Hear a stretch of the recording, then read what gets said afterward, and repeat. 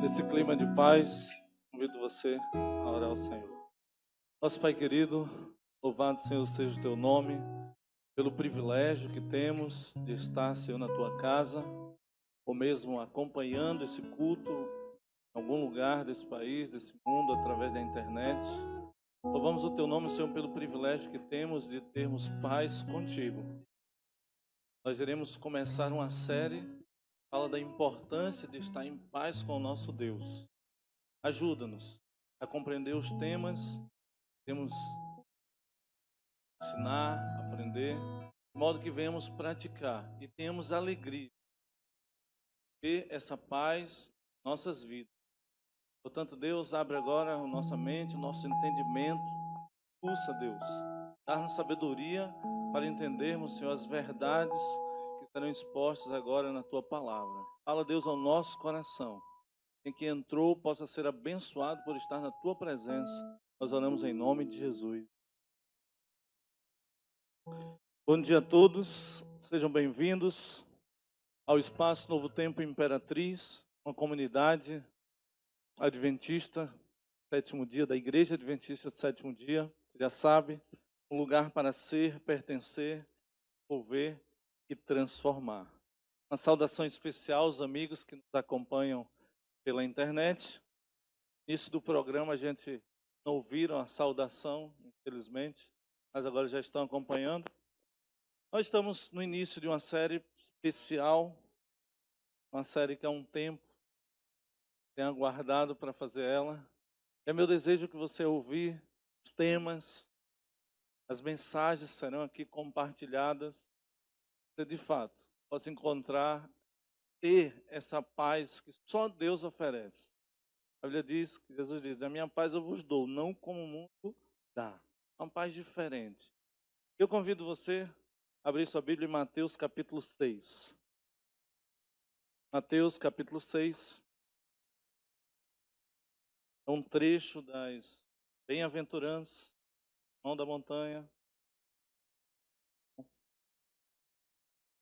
Dizer para vocês que nós estamos felizes com a dinâmica dos programas que tem acontecido no espaço. A gente saiu de uma série aos domingos, voltamos aos cultos temáticos. Amanhã a gente tem a alegria de ter aqui um grupo bem especial da cidade. Convidamos a todos a estar no Caixa de Música amanhã, bom? Hoje à noite é Geladeira Solidária com os aventureiros. Pensam poder ver esse movimento acontecendo em casa. Acharam aí? Mateus capítulo 6, tema da mensagem: a Deus toda honra. O que é preciso para termos paz com Deus? O primeiro tema fala sobre honrar a Deus. Ele merece toda a honra, todo o nosso louvor. Mateus capítulo 6, verso 20 a 34. Diz assim. Alguns ainda procurando, como eu.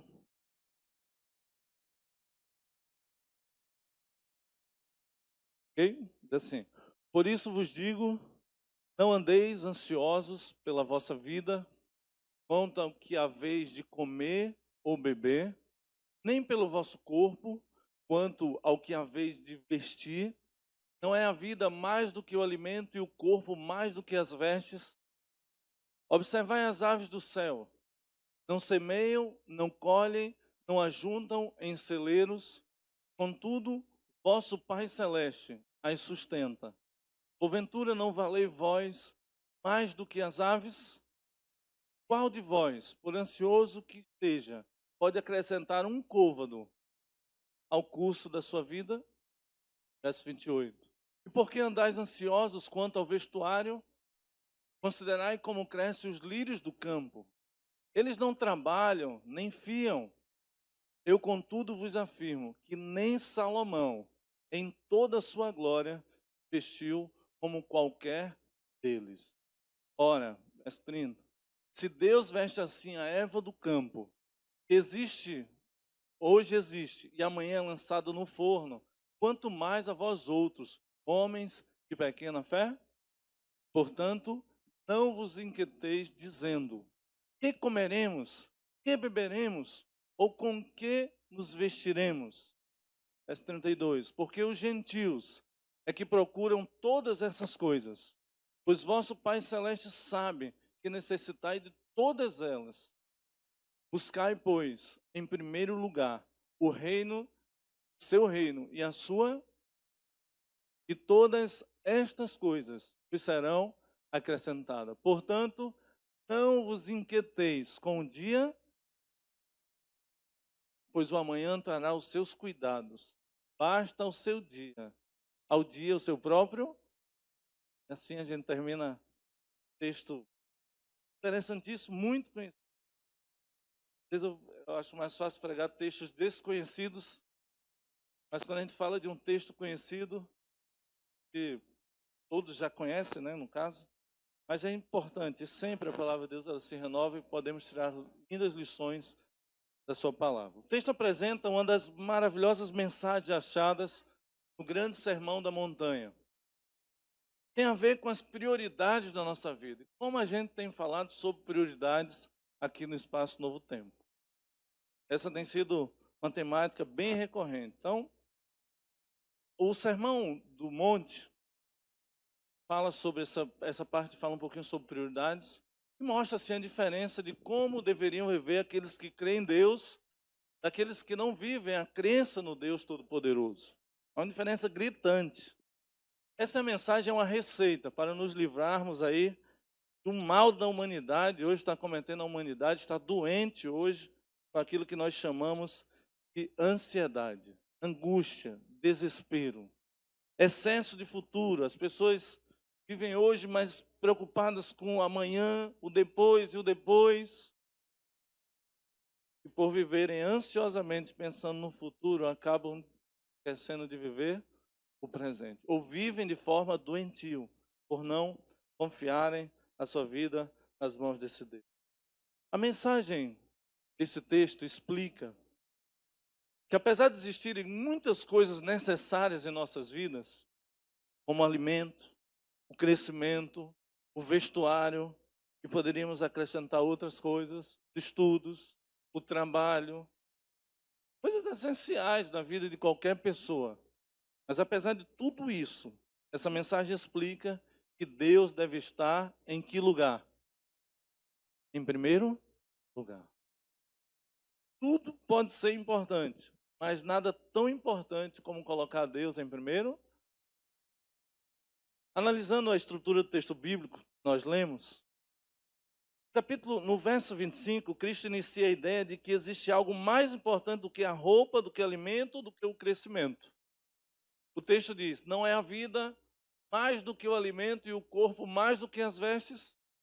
Está colocado como algo importante, mas espera aí, a vida é mais importante do que o alimento.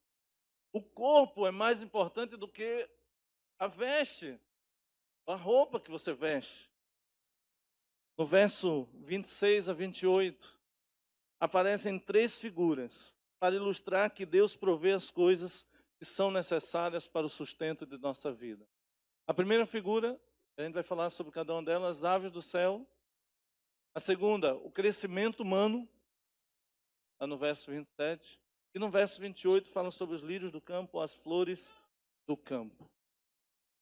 O verso 30 a 34 repete a ênfase do pensamento iniciado no verso 25, como vimos, sobre a questão de prioridades, só que agora conclui melhor, dizendo, buscai, pois, em primeiro lugar o reino de Deus e a sua, e todas as coisas vos serão acrescentadas. Todas estas coisas, perdão, né?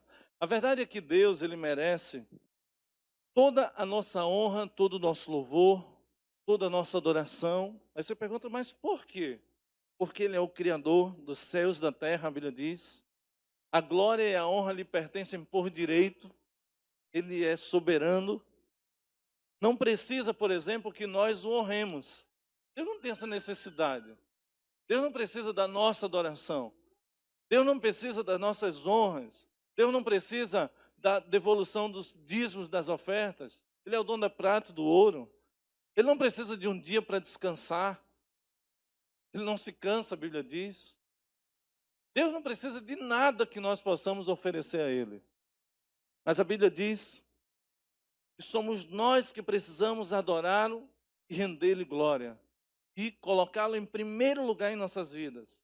Afinal de contas, isso nos proporciona algo que o mundo está procurando: segurança, confiança diante das dificuldades da vida. Temos a quem recorrer. Reconhecendo como Deus soberano e eterno, nós temos a consciência que nesse mundo nós não estamos sozinhos. Há um grupo de pessoas que acreditam que Deus até criou o mundo, os deístas, mas que ele deu corda, deixou o mundo ao acaso.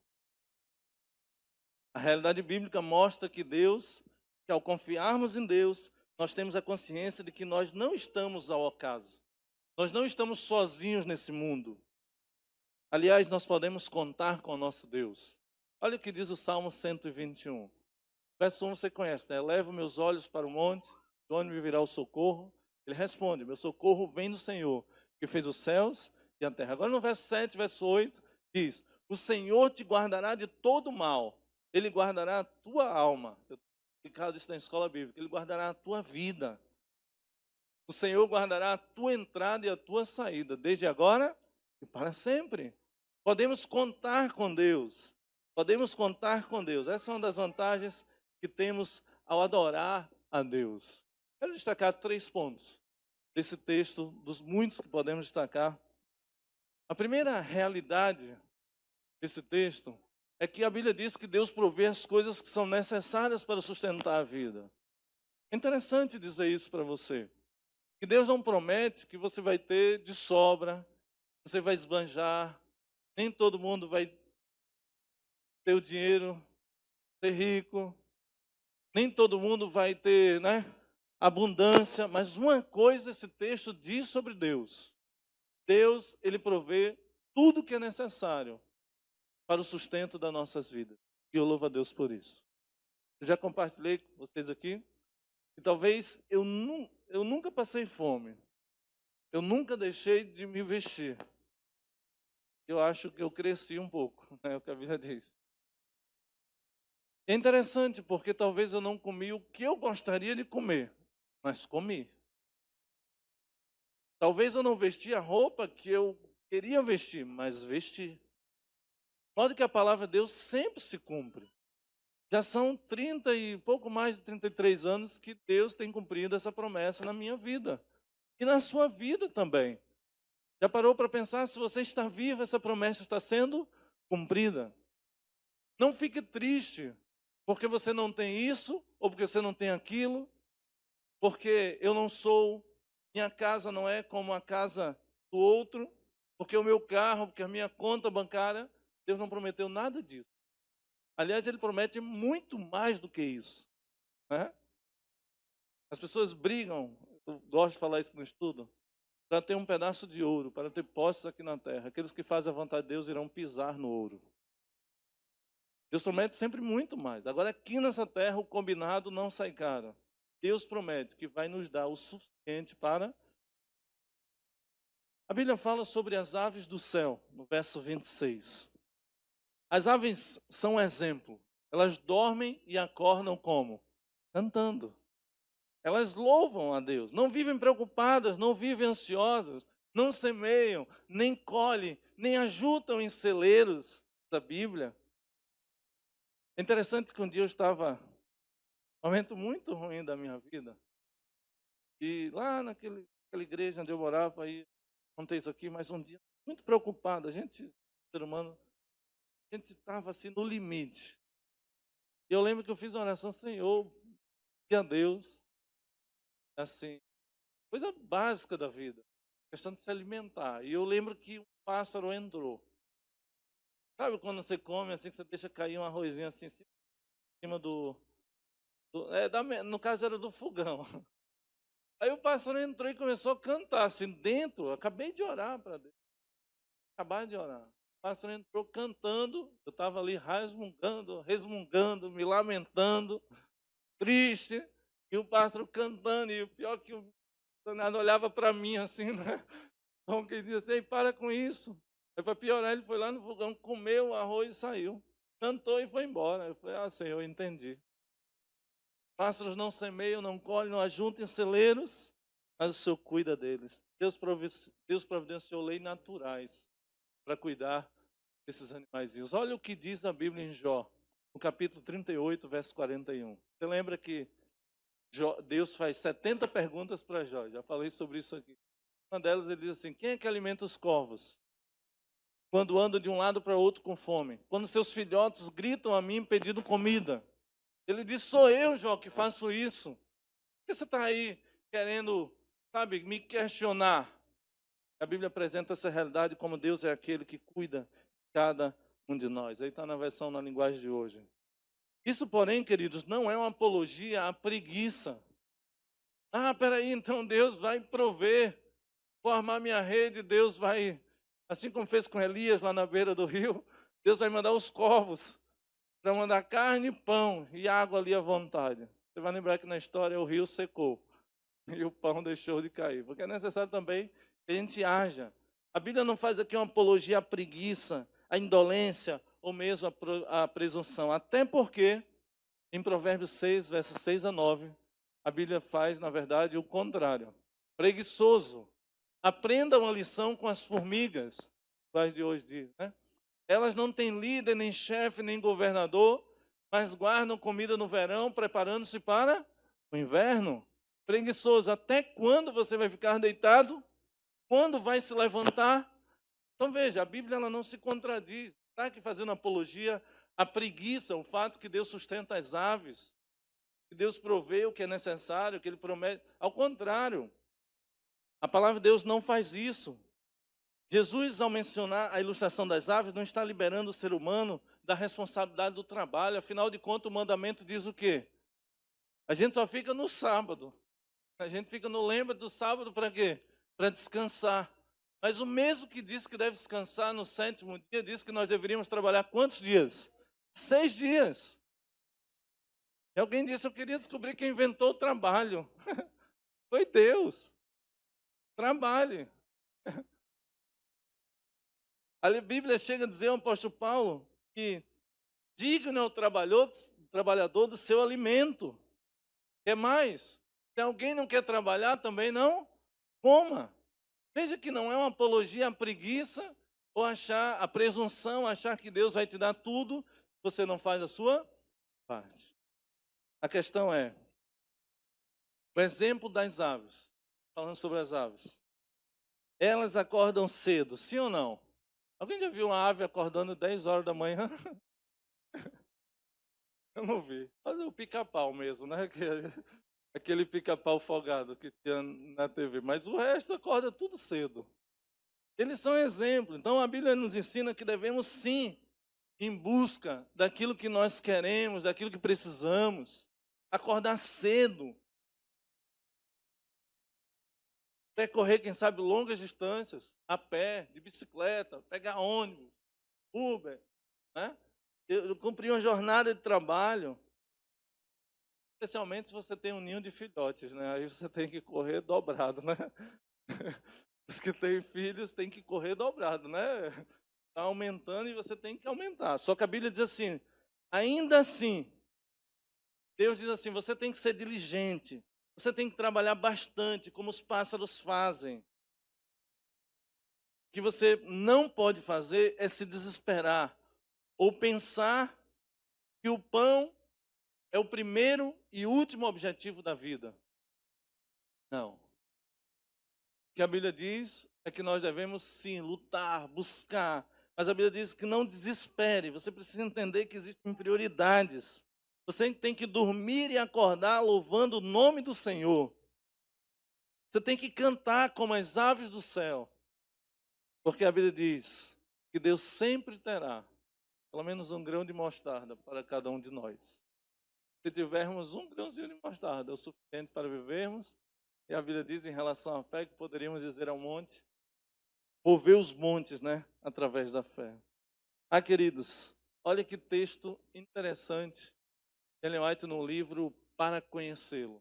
Uma obra bem antiga, mas ela diz, pela bondade de Deus, fomos circundados de inúmeras bênçãos, há testemunhas do seu amor por todo lado.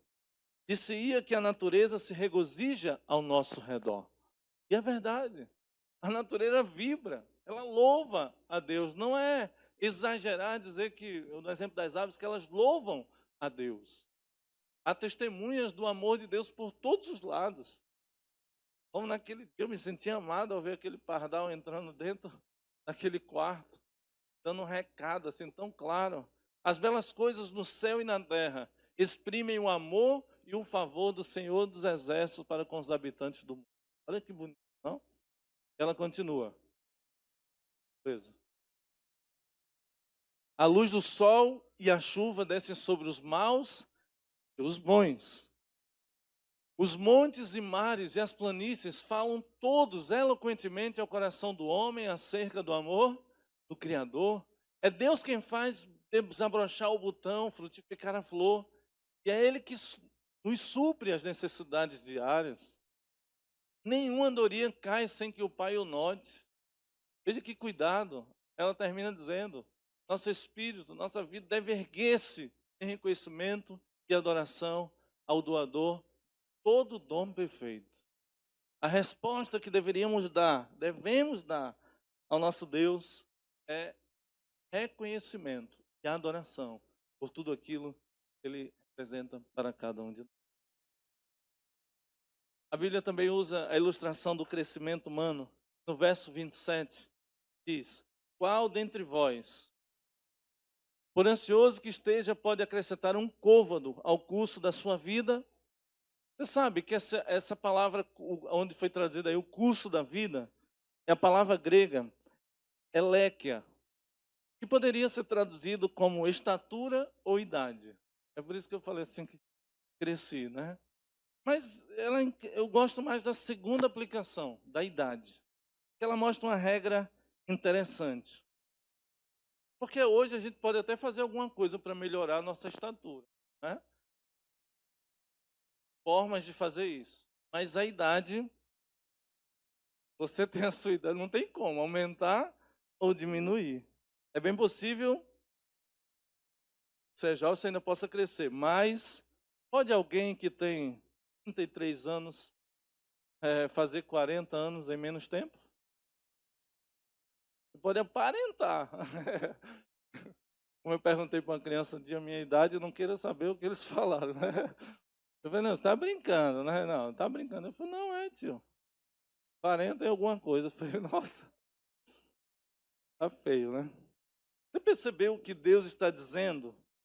Há coisas nesta vida que não podem mudar. Por que está ansioso por elas, então? É incrível, a gente fica ansioso por uma coisa que a gente não pode dar. O exemplo disso é a questão do crescimento humano, do nosso tempo, a idade, o curso da vida, né? Mas também, isso também não é uma defesa contra, a favor do fatalismo ou do conformismo. Ah, eu não posso mudar, como diz aquele poeta nordestino, se é assim que Deus quer, seja o que Deus quiser. É totalmente conformado, é uma história bem interessante desse conto, né?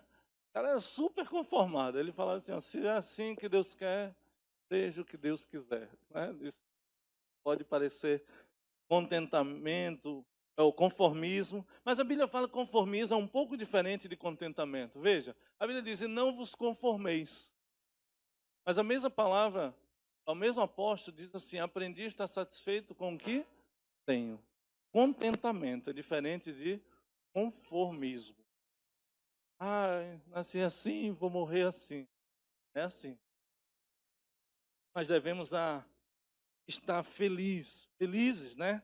Contentes com aquilo que o Senhor Cristo está querendo enfatizar, mais uma vez repito, nesse texto, é que há coisas na vida que têm que ser aceitas.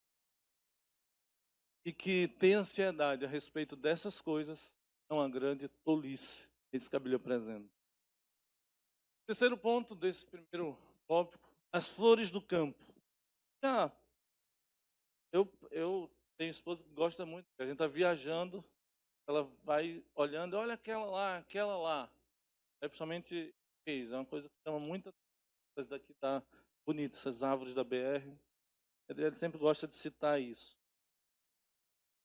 Como é bonito, né? Um campo florido, perfumado.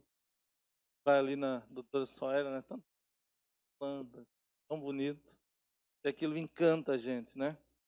A gente sentir assim o cheiro, não é? Pegar assim, talvez só aquilo visualmente já faz bem para a gente. E a gente fica extasiado, pensando como que Deus conseguiu criar tantas coisas lindas. Um detalhezinho numa flor, né? Uma planta. E a Bíblia diz, sabe o quê? Nem Salomão, com toda a sua glória, se vestiu como as flores. Quando a gente fala assim, toda a sua glória, eu lembro da mensagem que eu preguei domingo sobre a rainha de Sabá.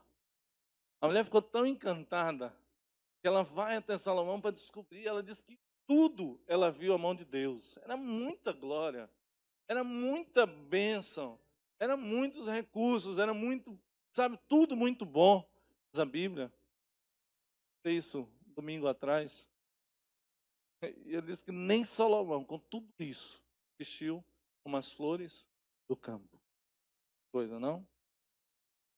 Que contraste entre Salomão e as flores do campo. Aí mostra um pouquinho do que Deus realmente tem para cada um de nós. Nem mesmo assim tem como comparar a glória de Salomão como aquilo que Deus promete para cada um de nós.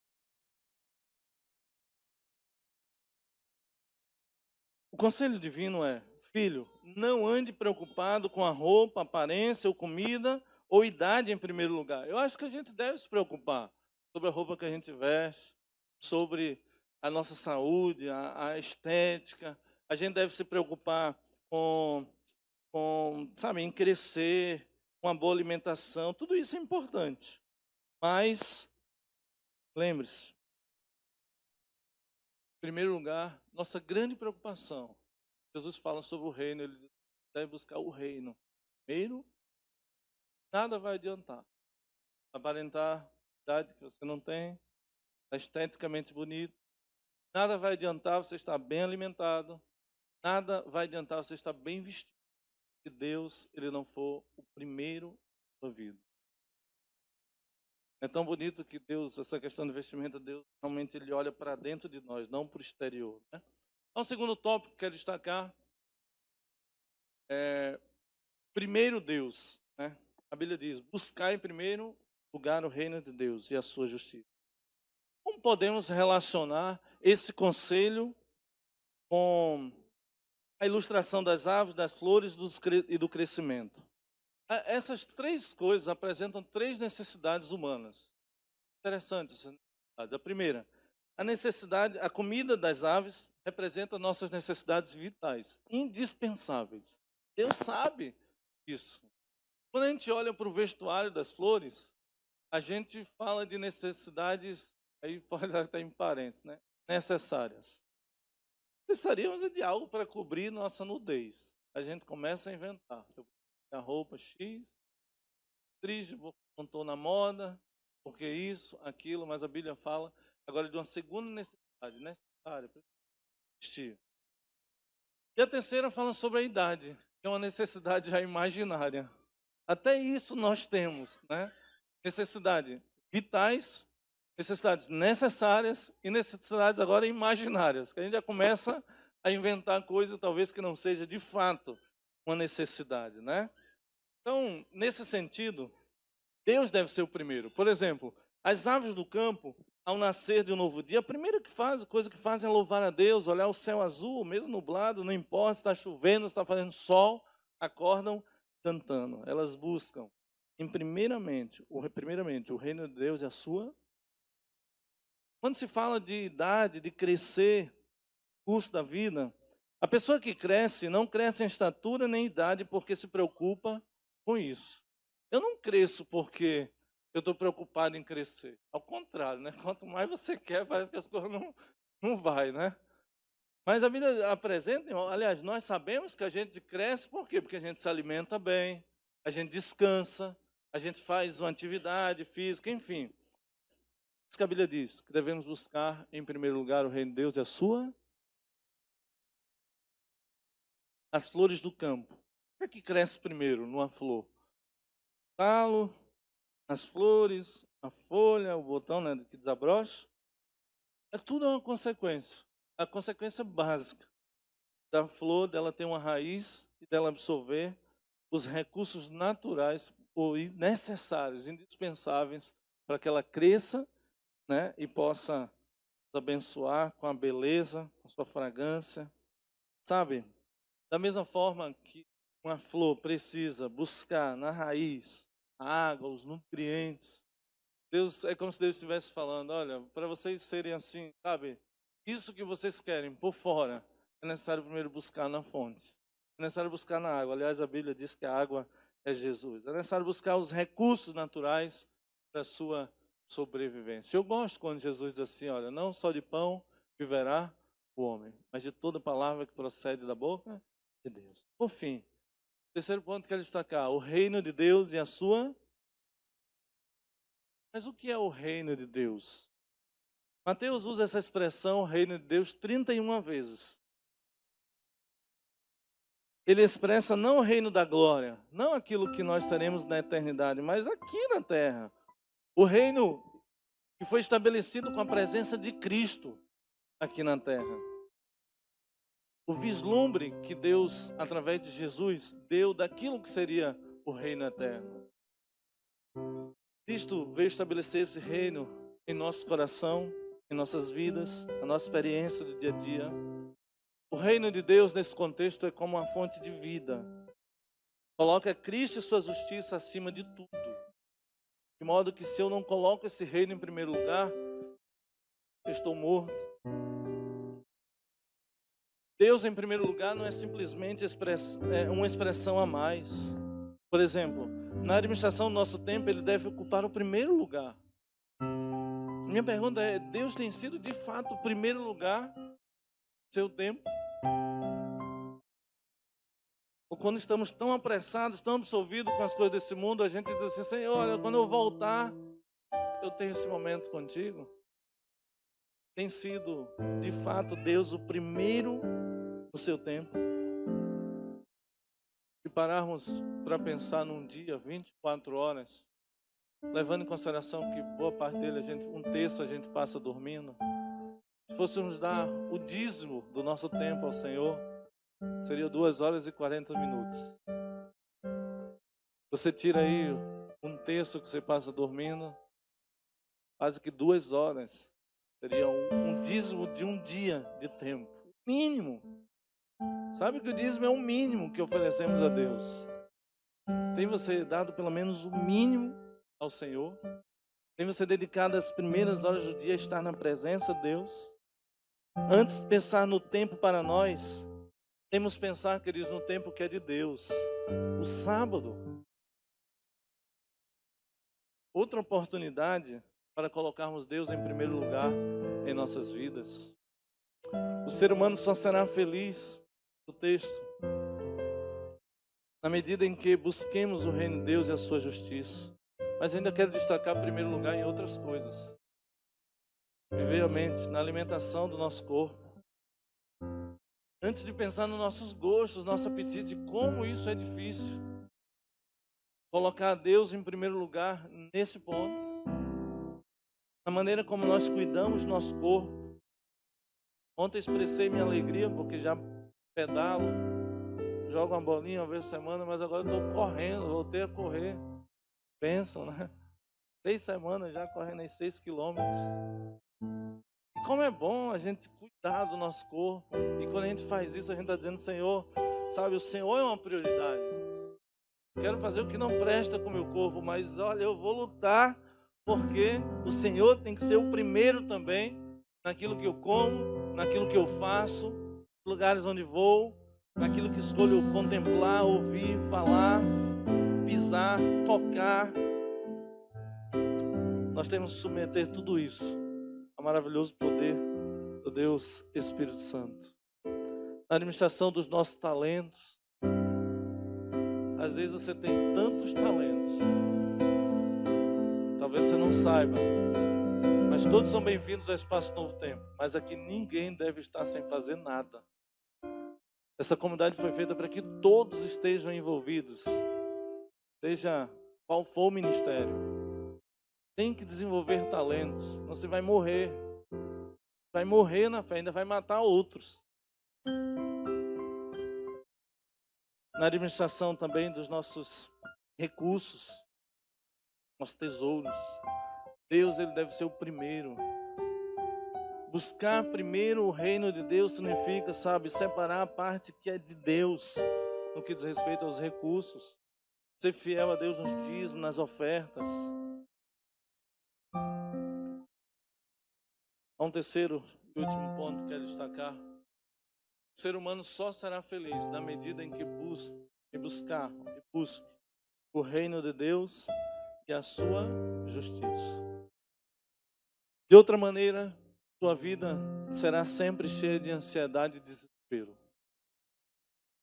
Correrá como um louco, à procura de coisas que se veem: comida, vestuário, posses, dinheiro. E sabe qual é a triste notícia para quem vive assim? Quanto mais você tiver, mais você vai querer.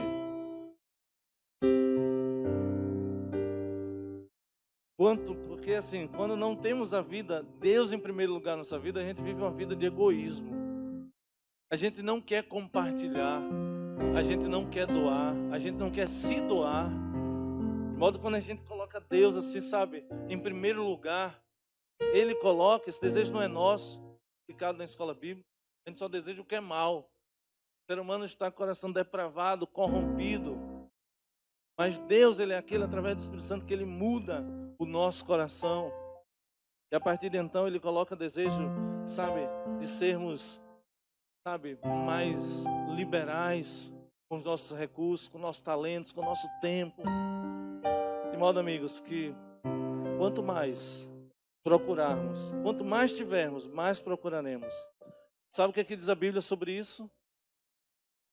Eu gosto dessa versão, a Bíblia Viva. Lá diz assim: não sejamos como gentios. Aqui diz assim: não sejam como os pagãos, pois eles é que têm intenso interesse nessas coisas. Quando eu li esse texto, eu fiquei pensando: meu Deus, será que eu sou um cristão, mas estou vivendo como um pagão, como alguém que não tem a Cristo? Porque meu interesse tem sido só acumular, ter prioridades. Todas as prioridades estão na frente de Deus. Eu fico pensando, quantos de nós cristãos estamos vivendo, quem sabe, como pagãos? Deus está falando aqui de formas diferentes. E os pagãos é que correm atrás do seu tempo, atrás do seu dinheiro, atrás dos seus apetites. E se sobrar tempo, pensam em Deus.